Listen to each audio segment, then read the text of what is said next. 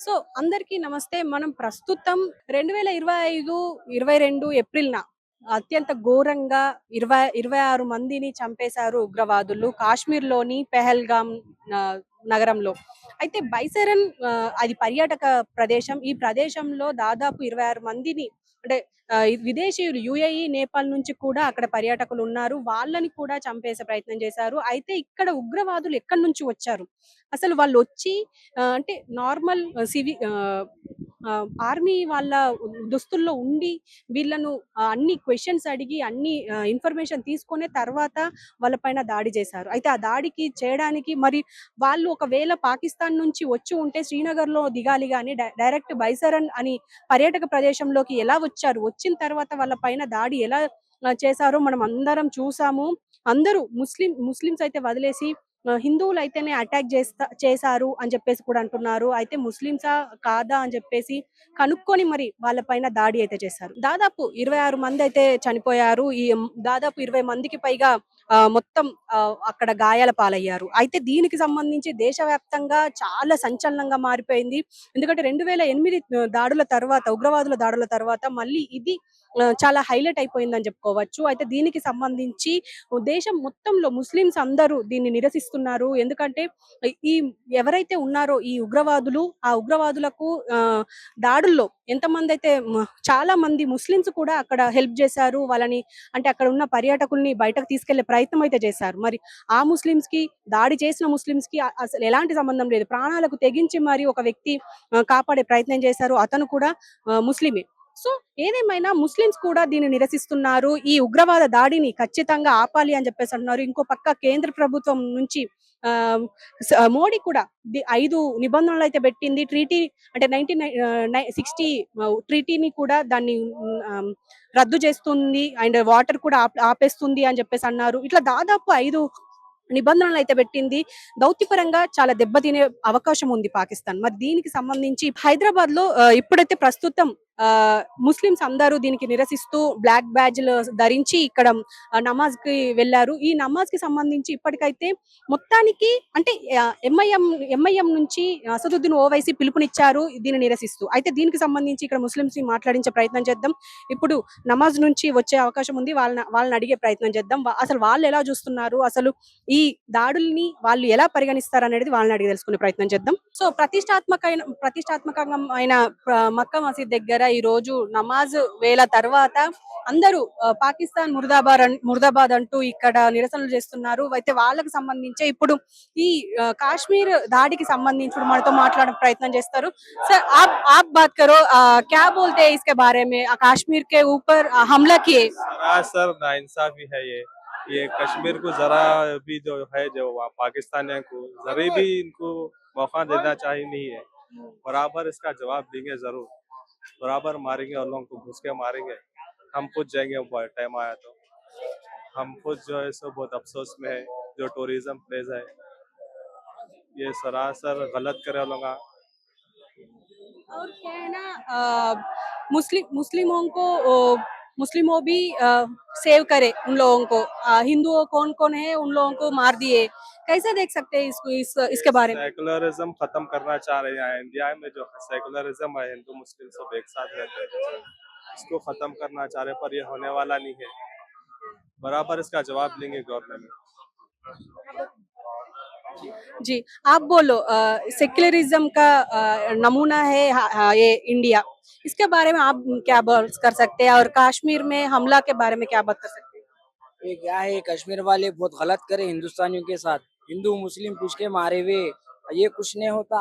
ये सिवाय वो है क्या बोलते तो हिंदू मुस्लिम सब एक है या हिंदुस्तानिया सब एक है। सबके खूनों में क्या है, हिंदुस्तानियों का खून बह रहा। मालूम आपको, ये बहुत गलत करे पाकिस्तान वाले। पाकिस्तान मुर्दाबाद बोलना चाहिए पर हिंदुस्तान जिंदाबाद। जी, आप बोलो जी। और हिंदुओं को निकाल के भी मारे थे। कैसा देख सकते हैं इसके बारे में। देखिए ये हिंदू मुस्लिम कुछ नहीं, इंसानियत के नाम पे जो जो भी हुआ वो गलत हो गया। जो हिंदू हो या मुस्लिम हो, जो भी वहाँ पे इस टेररिस्ट अटैक में हुए सभी हिंदुस्तानी थे। जिस किसी ने भी ये किया है बहुत गलत किया है, ऐसा नहीं होना चाहिए। हम सभी क्या है, हिंदू मुस्लिम सभी हिंदुस्तानी, सबसे पहले हम हिंदुस्तानी। इसके इसके इन लोगों के क्या करना चाहिए? पाकिस्तान से आईएसआई और एलटी बोल के सब आए आके यहाँ पर सब लोगों को मार के सिविलियंस को मारती है।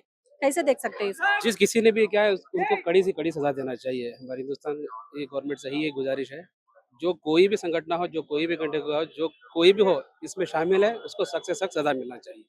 सर आप क्या बात कर सकते हैं इसके आम हाँ, कश्मीर के ऊपर चला हुआ हमला के बारे में क्या बात कर सकते हैं? हमले के बारे में यही बोलेंगे कि हमला बिल्कुल गलत हुआ है।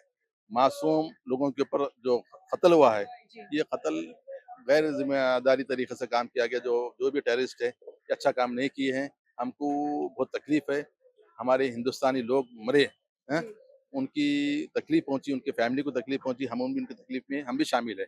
हम इतना ज़रूर बोलेंगे और हम हाथ पे झंडी कपड़ा बांधे, ब्लैक कपड़ा।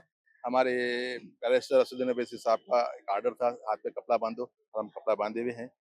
हाँ, ये हम उनके गम में शरीक हैं। इसके जो भी टेररिस्टों ने मारा है, जो लोग मरे हैं, उनके फैमिली के साथ हम भी गम में बराबर के शरीक हैं हम। इतना ही है, और कुछ से आप क्या बोलें बताएं। तो टेररिस्ट लोगों को क्या सजा देना था? और दोनों मर गए, आर्मी लोग मार दिए, लेकिन क्या सजा देना? और राजनाथ सिंह बोले क्या है ना, इसके इसके बिहाइंड कोई है, बड़ा बड़ा लोग है बोल के बोल रहे, और पाकिस्तानी लोग भी इसका मामले में हम नहीं है बोल के बोल रहे। इसके बारे में क्या बात कर सकते हैं? ये सब बातें क्या है, ये सियासी लोग बोल सकते हैं। जी हम एक आम आदमी हैं, एक आप हमसे पूछ रहे हैं तो हमको जो भी अल्फाज हमारे ज़हन में आए वो बोले हैं। लेकिन उतनी बड़ी सोच हमारी है, ना उतना हमको इल्म है, ना उतने दूर तक हमारी दिमाग जाता है। लिहाज़ा उस बारे में मैं कुछ नहीं बोल सकता हूँ मैं। लेकिन इतना हमला हो रहा 2008 में हुआ और पुलवामा में हुआ, और सिविलियंस पे हुआ। एक हमला को स्टॉप करने के लिए क्या करना चाहिए? ये टेररिस्ट लोग को कैसा स्टॉप करना है?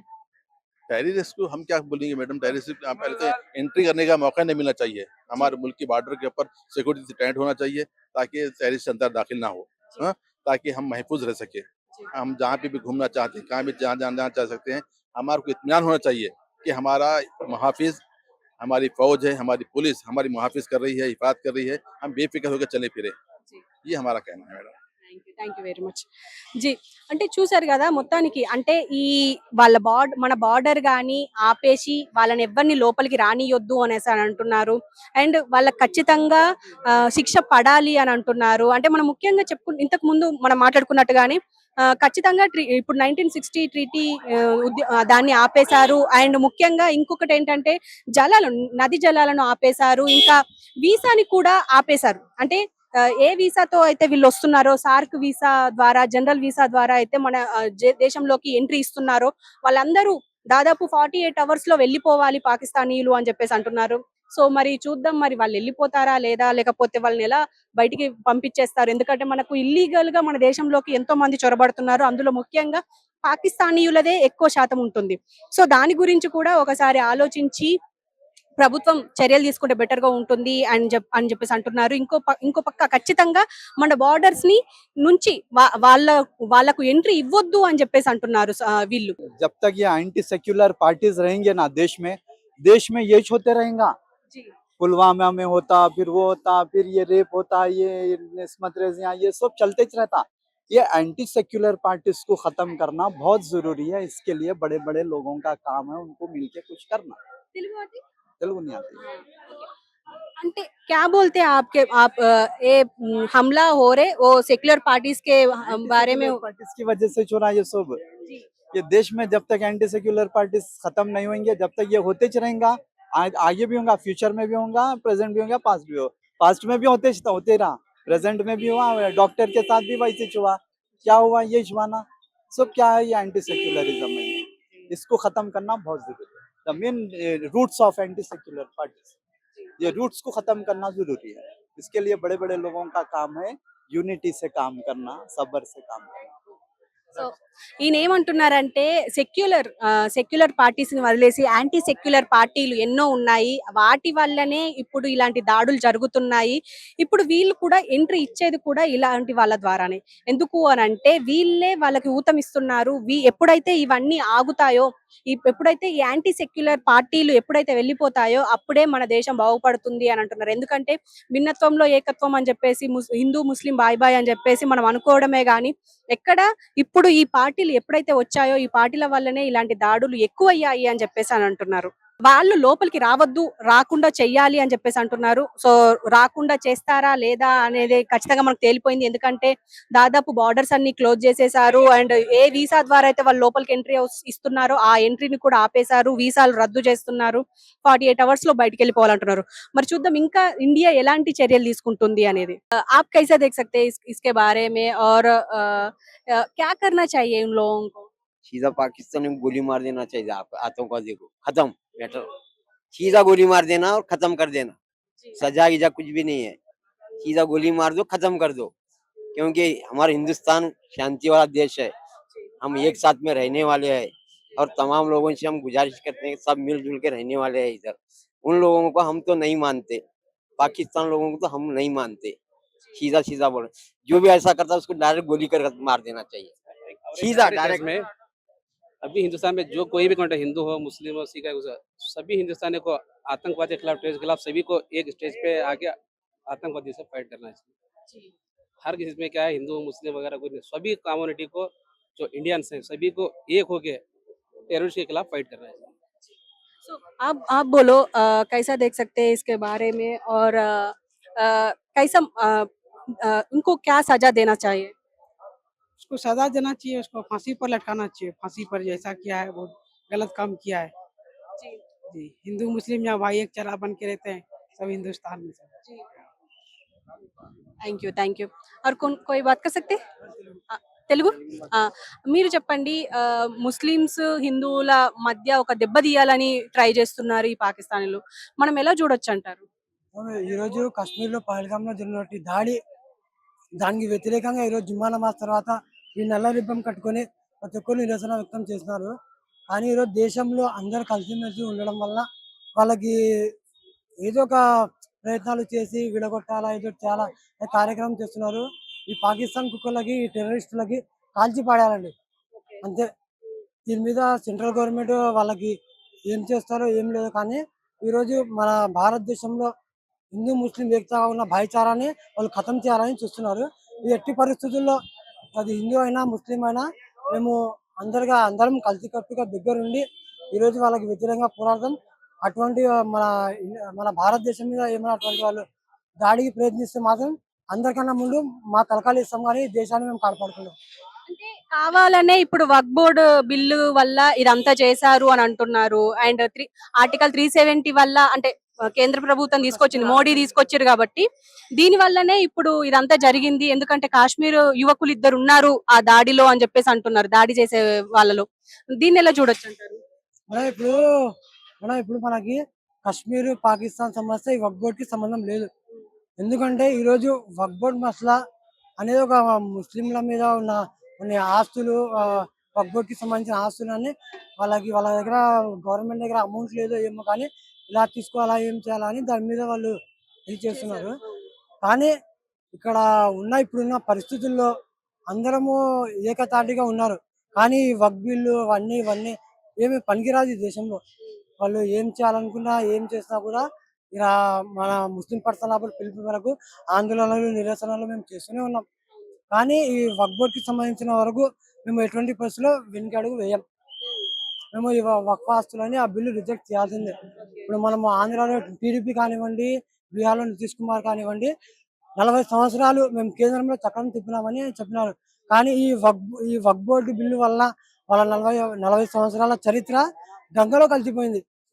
అంటే ఇప్పుడు ఆర్టికల్ 370కి సంబంధించి కూడా ఇప్పుడు కాశ్మీర్ వాళ్ళు వ్యతిరేకంగా ఉన్నారు కొంతమంది.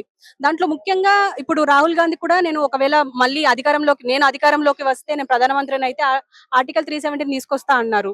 అంటే కావాలనే మళ్ళీ ఈ ఉగ్రవాదుల్ని రెచ్చగొట్టడానికి, మళ్ళీ ఉగ్రవాదులకి ఊతమియడానికే తీసుకొచ్చారు అని అంటున్నారు. దీన్ని మనం అంటే సమర్థించొచ్చు అంటారా రాహుల్ గాంధీ వ్యాఖ్యలని? అంటే ఇప్పుడు పాకిస్తాన్ సమర్థించినా సమర్థించకపోయినా వాళ్ళ పని అదే కదండి. మన మీద దాడి చేయడం. అదే పని, వాళ్ళకి వేరే పని ఉండదు. హిందుస్థాన్ లో ఇలా అల్లర్లు చేయాలా, బాగున్న దేశంలో ఎలా చేయాలా, అది తప్ప వాళ్ళు వేరే ఆలోచన లేదు కదా. ఇంకా ఇరిగిపోయిన కుక్క తోకకి మనం జాయిన్ చేయలేం. ఆపరేషన్ చేస్తే కూడా అది ఆటోమేటిక్ ఇదైపోతుంది. అండ్ ఇంకొక మాట కూడా అంటున్నారు. ఇప్పుడు అస్సాం అతను వచ్చి పాకిస్తాన్ వాళ్ళకి సపోర్ట్ చేస్తున్నారు. వాళ్ళు టెర్రరిస్టులని మీరు ఎట్లా నమ్ముతారు అని చెప్పేసి అంటున్నారు. ఎమ్మెల్యే అది కూడా. దీని గురించి మీరేం చెప్తారు? ఆయన కూడా ఒక ముస్లిమే. కానీ పాకిస్తాన్ వాళ్ళే తప్పేం లేదు అని అంటున్నారు. ఆ, ఇంకా దాని గురించి అది ఇంకా కేంద్ర ప్రభుత్వం ఇది డిపార్ట్మెంట్ పెట్టి వాళ్ళకి ఎంత ఏ, వాళ్ళ విచారణ చేసి వాళ్ళకి ఎటువంటి సజా ఇస్తారో ఇస్తే మంచిది. అంటే ఇప్పుడు ఈ వీళ్ళకు ఎలాంటి ఎలాంటి శిక్ష వేస్తే బెటర్ అంటారు ఇప్పుడు దాడి చేసిన వాళ్ళకి? చెప్తున్నా కదా మేడం, కాల్చి పారేయాలా, వేరే ఇంకా ఆప్షన్ లేదు. అలా అలా కాల్చి పారేస్తే ఇంకా వేరే వాళ్ళు కూడా పాకిస్తాన్ లో ఎంతమంది ఉన్నారో, పాకిస్తాన్ కి సంబంధించిన వాళ్ళు ఈడ ఎంతమంది ఉన్నారో వాళ్ళకు కూడా పడుతుంది. బాత్ కర్తే? సో చూసారు కదా, మొత్తానికి అంటే ఎక్కడ ఇప్పుడు ఎవరెవరైతే ఉన్నారో, ఎవరెవరైతే దాడి చేశారో వాళ్ళందరినీ కాల్చి చంపేయాలి, మేమైతే అందరం నిరసిస్తున్నాము, పాకిస్తానీ ముర్దాబాద్ అంటూ నిరసన చేస్తున్నాము, బ్లాక్ బ్యాడ్జీలు కట్టుకున్నాము. అండ్ ఇంకా వక్ఫ్ బోర్డ్ విషయానికి వస్తే వక్ఫ్ బోర్డ్ బిల్లుకు మేము వెనకడుగు వెయ్యము, కానీ ఈ దాడుల్ని మాత్రం మేము అసలు సహించము అని చెప్పేసి అంటున్నారు. ఈవెన్ ఇప్పటికైనా ఈ పాకిస్తాన్ వాళ్ళు ఇప్పటికే దాదాపు 5 వసతులు వాళ్ళకు ఆపేశారు. అంటే దాదాపు నీటి సౌకర్యాలు కానీ, దౌత్య పరంగా కానీ అన్ని రకాలుగా వాళ్ళకి కట్టడి చేసేశారు. మరి రేపు ఇంకా కట్టడి చేసే అవకాశం ఉంటుంది. అఫ్ కోర్స్ యుఎన్ లో ఇంకా అక్కడ కూడా పోరాడినా కూడా వీళ్ళకి అసలు మొత్తానికి పాకిస్తాన్‌కి ఇది పెద్ద దెబ్బ అని చెప్పుకోవాలి. కానీ అక్కడ కూడా సివిలియన్స్ ఉంటారు. మరి వాళ్ళ పరిస్థితి ఏంటి? అది కూడా ఒకసారి ఆలోచించాలి. అక్కడి వాళ్ళు, ఆ పాకిస్తానీయులు. ఎందుకంటే ప్రతిసారి దాడి చేసే ముందు ఇలా ప్రతి ఒక్కరిని చంపుతూ వెళ్తే, ఎందుకంటే ఇప్పుడు హిందువుల్ని టార్గెట్ చేసి మరి చంపేసి మోడీకి చెప్పుకోండి అని చెప్పేసి కూడా అన్నారు. సో దీని అంతటికి సంబంధించి ప్రస్తుతం ఇక్కడ చార్మినార్ దగ్గర అయితే అందరూ నిరసిస్తున్నారు. పాకిస్తాన్ ముర్దాబాద్